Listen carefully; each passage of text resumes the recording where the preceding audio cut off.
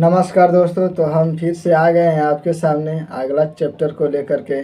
जैसा कि हमने पिछले चैप्टर में मतलब पहला भारतीय राष्ट्रीय आंदोलन का पहला चरण पढ़ लिए हैं पूरा। अब आ गया है अगला चैप्टर राष्ट्रीय आंदोलन का द्वितीय चरण, जो 1905 से 1919 के बीच में जो घटना घटा है उसके बारे में पढ़ेंगे, उसके इतिहास के बारे में पढ़ेंगे दोस्तों।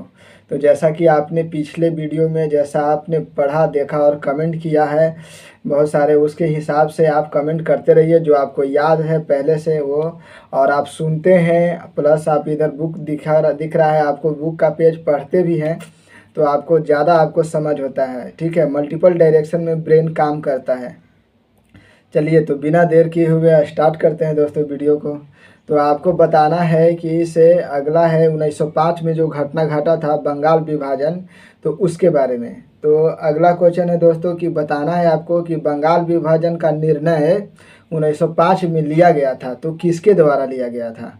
तो ये हो जाएगा लॉर्ड कर्जन। लॉर्ड कर्जन के द्वारा बंगाल विभाजन मतलब किया गया था दोस्तों। चलिए तो अगला क्वेश्चन है दोस्तों कि इसका जो बंगाल विभाजन का जो प्रमुख कारण था वो क्या बताया गया था। तो इसका प्रमुख कारण बताया गया था दोस्तों कि प्रशासनिक असुविधा, यानी कि प्रशासन बढ़िया से नहीं हो रहा है, यानी कि इसे कहने का मतलब है कि देख रेख बढ़िया से नहीं हो पा रहा, बहुत बड़ा राज्य मतलब बहुत बड़ा प्रांत होने की वजह से, इसलिए विभाजन कर दिया गया था, ऐसा मतलब एक्सक्यूज दिया गया। चलिए तो अगला क्वेश्चन है दोस्तों कि बंगाल को बांटने का प्रस्ताव ब्रिटिश संसद में कब रखा गया। तो ये हो जाएगा दोस्तों 3 दिसंबर 1903 को। ठीक है, 3 दिसंबर 1903 को ब्रिटिश संसद में ये प्रस्ताव रखा गया। और बंगाल विभाजन का निर्णय लेने की घोषणा कब हुई दोस्तों, डेट आपको इम्पोर्टेंट है, क्या है कि अब क्वेश्चन इतना सारा आता है, बहुत सारा एग्ज़ाम होता है, मतलब ग्रुप डी का एग्ज़ाम हो रहा है तब 50-100 वो शिफ्ट होगा, तो यही सब क्वेश्चन देगा, आप कहाँ से देगा। तो बताना है दोस्तों कि बंगाल विभाजन का निर्णय की घोषणा हुआ था कब। तो ये हो जाएगा 20 जुलाई 1905 को। ठीक है, और अगला क्वेश्चन है दोस्तों कि बंगाल विभाजन की योजना प्रभावी कब हुआ था, यानी कहने का मतलब है कि लागू कब हुआ था। ठीक है, तो ये हो जाएगा 16 अक्टूबर 1905 को। चलिए दोस्तों, तो अगला क्वेश्चन है कि विभाजन के बाद एक भाग में मतलब पूर्वी बंगाल और दूसरा भाग में असम सम्मिलित था, यानी कि कहने का मतलब विभाजन हुआ था दोस्तों, तो कहने का मतलब है कि पूर्वी बंगाल कर दिया गया था और असम भी शामिल था।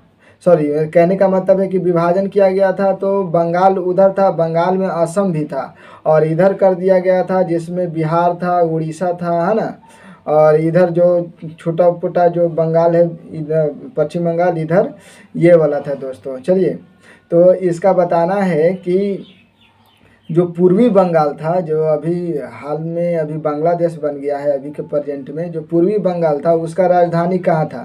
तो उसका राजधानी था दोस्तों, जिसमें असम भी शामिल था, तो वो हो जाएगा ढाका। ठीक है, और यहाँ का प्रथम गवर्नर कौन थे, तो गवर्नर हो जाएंगे लेफ्टिनेंट ब्लूफील्ड मूलर, लेफ्टिनेंट ब्लूफील्ड फुलर। ठीक है, अगला क्वेश्चन है दोस्तों कि जो दूसरा भाग था बंगाल का जिसमें कौन कौन राज्य शामिल था, तो वो था बंगाल, बिहार और उड़ीसा। ठीक है, बंगाल, बिहार और उड़ीसा। आज तो बिहार से सब अलग हो गया। तो दूसरा भाग जो था, जो विभाजन के बाद जो दूसरा भाग था उसमें 3 राज्य था, तो ये सब का राजधानी कहाँ था, तो ये सब का राजधानी कहाँ था दोस्तों दूसरा का, तो ये था कलकत्ता। पहला का कहाँ था, ढाका, और दूसरा के कहाँ हो जाएगा दोस्तों, तो कलकत्ता, पश्चिम बंगाल। ठीक है, अगला बताना है क्वेश्चन दोस्तों कि जो इसका गवर्नर कौन था, यहाँ का पहला गवर्नर कौन था, तो जो जिसमें बिहार, बंगाल और उड़ीसा था, यहाँ का गवर्नर कौन था विभाजन के बाद, तो एंड्रयू फ्रेजर। क्या नाम था, एंड्रयू फ्रेजर, एंड्रयू फ्रेजर। ठीक है, चलिए तो अगला क्वेश्चन है दोस्तों कि 7 अगस्त 1905 को कलकत्ता के किस हॉल में स्वदेशी आंदोलन की घोषणा की गई। ठीक है, तो टाउन हॉल में किया गया था स्वदेशी आंदोलन की घोषणा, या फिर ये कह सकते हैं कि बंगाल विभाजन के समय स्वदेशी आंदोलन का घोषणा किया गया था। ठीक है, अगला क्वेश्चन है दोस्तों कि 16 अक्टूबर 1905 को पूरे बंगाल में मतलब कौन से दिवस के रूप में मनाया गया था? तो विभाजन के बाद पूरे बंगाल में शोक दिवस के रूप में मनाया गया था 16 अक्टूबर 1905 को शोक दिवस, ठीक है। और इसी दिन रविंद्रनाथ टैगोर ने मतलब क्या चीज़ का आह्वान किया था, यानी कि सबको बोला था करने के लिए? तो ये हो जाएगा दोस्तों राखी बांधने के लिए, प्रत्येक आदमी एक दूसरे को राखी बांधना था, यानी राखी दिवस के रूप में मनाने के लिए बोले थे। तो कौन बोले थे? रविंद्रनाथ टैगोर हो जाएगा दोस्तों। चलिए, तो अगला क्वेश्चन है दोस्तों कि से 1905 में कांग्रेस के किस अधिवेशन में स्वदेशी और बहिष्कार आंदोलन का अनुमोदन किया गया? अगला क्वेश्चन है कि से 1905 में कांग्रेस के किस अधिवेशन में, ये इम्पोर्टेंट क्वेश्चन है कि स्वदेशी आंदोलन वही और बहिष्कार आंदोलन क्या किया था? अनुमोदन किया गया था। तो ये हो जाएगा दोस्तों बनारस अधिवेशन में। अगला क्वेश्चन है दोस्तों कि किसने इस समय अमार सोनार बंगला नामक गीत लिखा था? तो अमार सोनार बंगला नामक गीत कौन लिखा था? तो रविंद्रनाथ टैगोर ने लिखा था दोस्तों, जो आज के डेट में मतलब प्रेजेंट में क्या है, बांग्लादेश का क्या है, राष्ट्रीय गान है।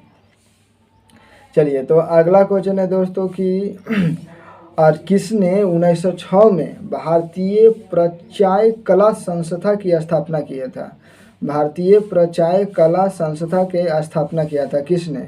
तो ये हो जाएगा अरविंद नाथ टैगोर। कौन हो जाएगा? अरविंद्र नाथ टैगोर, ठीक है। अगला क्वेश्चन है दोस्तों कि स्वदेशी आंदोलन के प्रचार प्रसार के लिए किसने बरिशल में स्वदेशी बांधव समिति की स्थापना किया था? तो स्वदेशी आंदोलन जैसे लॉर्ड कर्जन जो विभाजन कर दिया था, उसके बाद स्वदेशी आंदोलन का आह्वान किया गया। तो इसके प्रचार प्रसार में किसने बारिशल में स्वदेशी बांधव समिति की स्थापना किया? तो ये हो जाएगा अश्विनी कुमार दत्त। इसको अगला क्वेश्चन ऐसे भी पूछा जा सकता है दोस्तों कि अश्विनी कुमार दत्त ने मतलब किस समिति की स्थापना किया था? तो स्वदेशी बांधव समिति। चलिए, तो अगला क्वेश्चन है दोस्तों कि 15 अगस्त 1906 को राष्ट्रीय शिक्षा परिषद की स्थापना हुई, यानी कि कहने का मतलब है कि क्वेश्चन ऐसा होगा कि राष्ट्रीय शिक्षा परिषद की स्थापना कब हुआ था?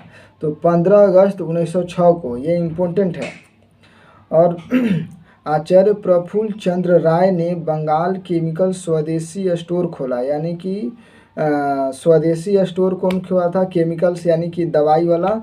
तो ये किया था आचार्य प्रफुल्ल चंद्र राय ने खोला था बंगाल में इसी दौरान। अगला क्वेश्चन है दोस्तों कि कांग्रेस के, ठीक है, 1906 के किस अधिवेशन में दादा भाई नौरोजी ने पहली बार स्वराज शब्द का उल्लेख किया? तो कहने का मतलब है कि कलकत्ता अधिवेशन में, कांग्रेस के 1906 के किस अधिवेशन में दादा भाई नौरोजी ने पहली बार स्वराज शब्द का उल्लेख किया? स्वराज शब्द का उल्लेख किया। तो क्या हो जाएगा दोस्तों? दादा भाई नौरोजी, ठीक है।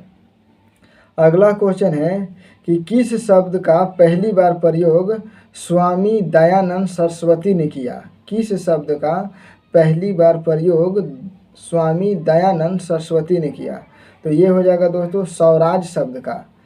अगला क्वेश्चन ऐसे भी हो सकता है कि स्वराज शब्द का पहली बार प्रयोग कब मतलब कौन किया था? तो दयानंद सरस्वती। और अधिवेशन में अगर बंगाल मतलब क्या बोलते हैं, कांग्रेस के अधिवेशन में पहला बार स्वराज शब्द का प्रयोग कौन किया था? तो दादा भाई नौरोजी। कौन अधिवेशन में हुआ था दोस्तों? तो कलकत्ता अधिवेशन में हुआ था। कब हुआ था? तो 1906 में हुआ था। ये सारे क्वेश्चन इंपॉर्टेंट हैं। चलिए, तो अगला क्वेश्चन है दोस्तों कि स्वदेशी आंदोलन का नेतृत्व स्वदेशी आंदोलन का नेतृत्व दिल्ली में मतलब दिल्ली से कौन कर रहे थे? ठीक है, तो ये थे सैयद हैदर रजा। ये पूछता है, ये बहुत इम्पोर्टेंट लाइन है कि दिल्ली से स्वदेशी आंदोलन का नेतृत्व कौन कर रहे थे?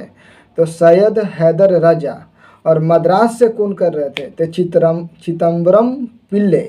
चिदम्बरम पिल्ले। मद्रास से कौन थे? चिदम्बरम पिल्ले, ठीक है। चेन्नई मद्रास उधर इसी तरह का नाम रहता है, पिल्ले, कोडाईकनाल, ऐसे ऐसे जगह का भी नाम है।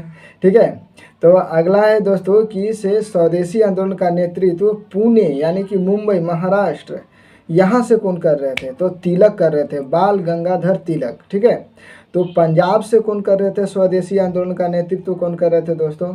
तो पंजाब से कर रहे थे लाला लाजपत राय कर रहे थे। चलिए, तो अगला क्वेश्चन है दोस्तों कि जो स्वदेशी आंदोलन जो हो रहा था उस तो कब हो रहा था, यानी कि कहने का मतलब बंगाल विभाजन के बाद। तो बंगाल विभाजन के विरोध में, यानी कि बंगाल विभाजन का जो विरोध हो रहा था, तो कौन कौन से पत्रिका जैसे समाचार पत्रों के द्वारा विभाजन का विरोध किया जा रहा था उस समय, तो पत्रिका का नाम कौन कौन था? तो 3 गो पत्रिका है दोस्तों, वो है हितवादी, संजीवनी और बंगाली। हितवादी, संजीवनी और बंगाली। हितवादी, संजीवनी और बंगाली, कौन कौन से पत्रिका थे? हितवादी, संजीवनी और बंगाली। ठीक है, तो इसी तरह से क्या हुआ दोस्तों, बंगाल विभाजन हम लोग पढ़ लिए। जो इसका प्रमुख जो मुख्य पॉइंट था जो बुक में दिया हुआ है, तो आप कैसा लगा आपको? आप जो आ रहा आप कमेंट सेक्शन में टाइप करते रहिए। ठीक है, जो हम पूछते हैं आपसे सवाल, ठीक है, एक ही चीज़ को 2-4 बार दोहरा देते हैं। तो आपको कैसा लगा कमेंट सेक्शन में ज़रूर लिखिए। जय हिंद दोस्तों।